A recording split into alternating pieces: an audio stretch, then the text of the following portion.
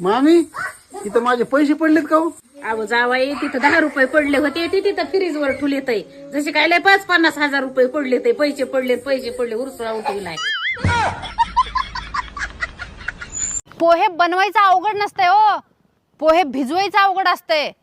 कारण जरा जजमेंट हुकलं की चक्क भात होते. हा बोला ना. तुमचं नाव काय आहे? माझं नाव धुरपाताबाई. धुरपाताबाई. धुरपताबाई. हा. बरं बरं. तुम्हाला काय आवडतं खायला?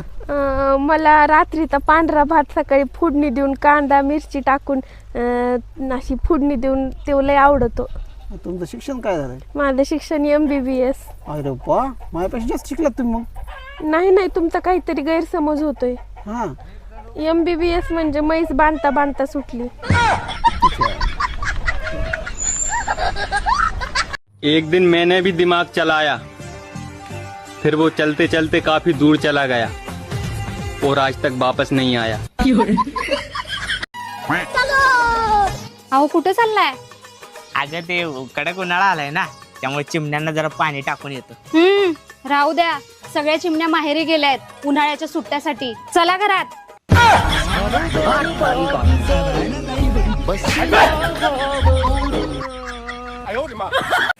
मामी धोरडीला एखादा बकरा कापा आता. अहो जावाई तुमच्या भिन आणि ते मटणच खायचं सोडून दिलं. का म्हणतोस की?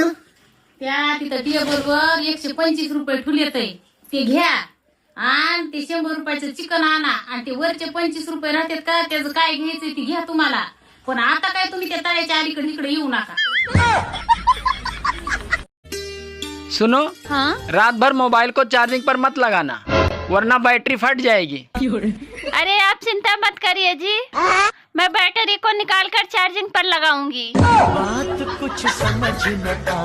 पोहे बनवायचं अवघड नसतंय हो, पोहे भिजवायचं अवघड असतंय. कारण जरा जजमेंट हुकलं की चक्क भात होते.